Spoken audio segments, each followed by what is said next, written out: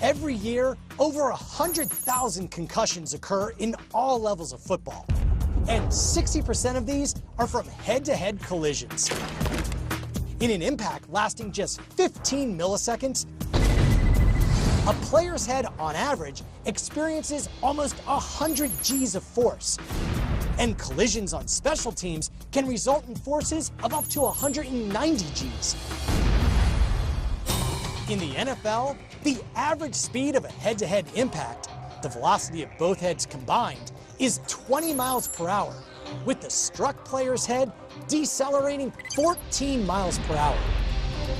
According to studies done by Sports Science's chief medical advisor, Dr. Basil Aish, this 15 millisecond impact is equivalent to getting smashed in the head with a sledgehammer.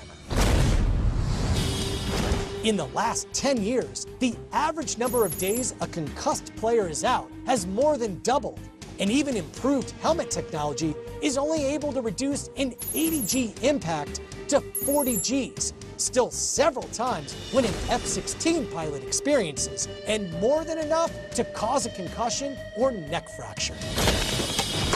For Sports Science on ESPN, I'm John Brinkus.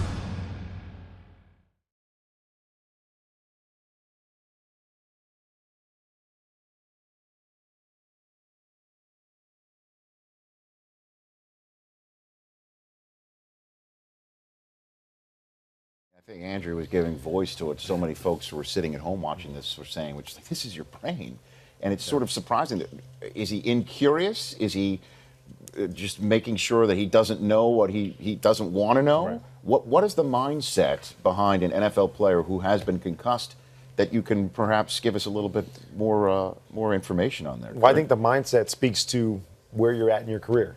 You know, if you'd asked me when I suffered a couple concussions when I was younger, if you'd asked me when I was younger and I knew I had 10 years of playing left, I would have answered the same way. I'm thinking about the next game. I'm not thinking about the future. But then later on in my career, and I think of two incidents. One, I think my third to last year, we were up in New York. I threw a pass very similar to that, and Anquan Bolden got hit, got knocked out on the field. And it started to make me think about the future. I suffered a concussion my last year playing, and as I got closer to retirement, I started to think, what's my future going to be like? You know, do I subject myself to those things? And so the mindset, I think, is completely different when you're a young guy. You feel invincible. You think football's the rest of your life. When you get closer to the rest of your life, that mindset changes. And I wonder right now, you know, because of the things that I suffered, what will I be like 10 years from now, 20 years from now, or 50 like Hayward Bay said? Kurt, there's a certain fear when you lay on that carpet.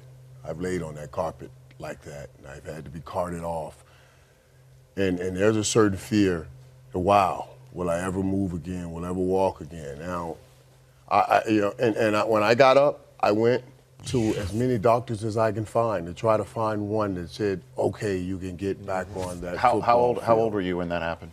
Well, I was at the end of my career, and I've had, I had great success, great success, but I still had that pull to get back on the field. We hear people all the time. We hear players talking about next game. We got to focus on the next game, and you think of it as just, that's what they do to keep focused. That's how you live. That's why, being hurt in any kind of way and not being a part of the team, it's a tough situation. Being on a football club and situations like that is just scary.